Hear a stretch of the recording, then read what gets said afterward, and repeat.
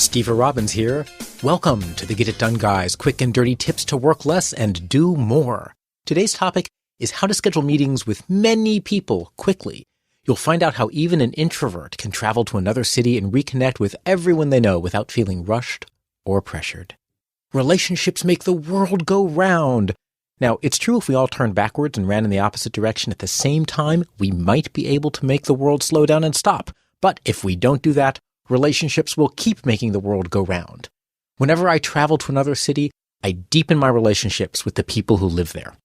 It's not easy, because I can't just plan a big party and invite everyone. You see, I am an introvert. We're a persecuted minority who can be very social, but people wear us out, and we need time alone to recharge. We like one-on-one conversation where we can affect where the conversation goes and how quickly. Otherwise, we swoon, like at parties. At parties, we get overwhelmed and head to the bathroom, but all we do there is breathe, relax, and recover. The extroverts listening to this are shaking their heads in amazement. Like, introverts do what? The introverts, on the other hand, are all thinking, you mean there are others? I'm not alone. Extroverts do small talk well. Introverts like personal topics. Extroverts say, nice to meet you. What do you do for work? I, an introvert, say, nice to meet you. What do you do for work? Does it make you feel like life is devoid of meaning and you're just living a gray, dead-end existence in a soul-sucking cubicle job where you subjugate your humanity in favor of surface-level conformity? I don't get invited back very much. So, I invite myself. I invited myself to New York to meet my publisher, editor, and several old and new friends. 19 people in 2 days. And no small talk, just quality time at a relaxed, comfy pace. The coordinating and scheduling was easy. Here's how I did it. Grab a piece of engineer's graph paper. That's graph paper with an extra wide first column and an extra tall first row, so you can label the rows and columns. I also use wide columns so there's room to write a word or two. There's a link to a sample in this episode's transcript.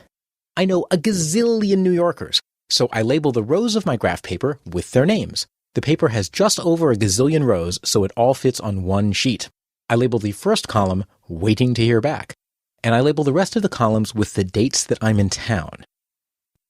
And now the fun begins. I zip through calling each person. I say, I'm in town next week and hope to see the people I love, or at least the people I hope will loan me money. Can we catch up if our schedules match?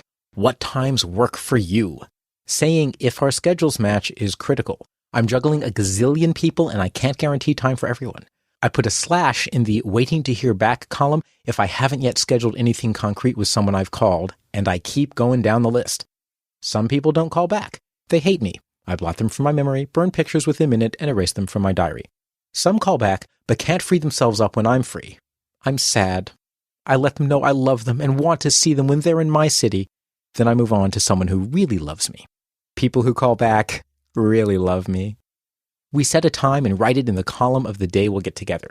I divide each day into breakfast, morning, lunch, afternoon, dinner, and night, which conveniently spells Wimbledon. That's BMLDN. If I'm meeting Joel for breakfast on the 20th, I write a B for breakfast in Joel's row in the column labeled the 20th. And then I fill in the waiting to hear back column with an X so I know that this person is scheduled. At any time, reading down the column for a day shows who's scheduled for that day and when. Reading a person's row tells me when we're connecting. If they really, really love me, they might be on multiple days or in multiple time slots. So I bring a little present like flowers or Oreo ice cream cake or a pamphlet telling them to convert to my religion. I schedule an hour and a half for each time block with a half hour for travel in between meetings. The pace was glorious. If we didn't use the whole time, I had extra time to wander Manhattan, looking at museums and parks and pigeons. Lots of pigeons. My one group event was a dinner and show with 5 friends. Even an introvert can deal with a 6-person dinner. I sat in the middle seat so that I could join any conversation at the table. We saw Matt Doyle, whom I interviewed in episode 91, Dream the Impossible Dream. He was on an elevated stage. We were not. We had a great view of his nostrils. If you're counting, you'll realize I'm only up to 18 people so far. The 19th was Ben, whom I met on the bus back. He was trapped next to me for 5 hours, giving me lots of time to talk and him lots of time to listen. A new friend. Relationships do make the world go round.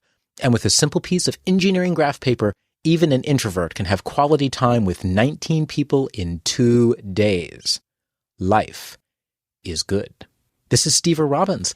This episode's transcript has engineering graph paper, a sample trip planning form, and a link to the book, The Introvert Advantage: How to Thrive in an Extrovert World. Work less, do more, and have a great life.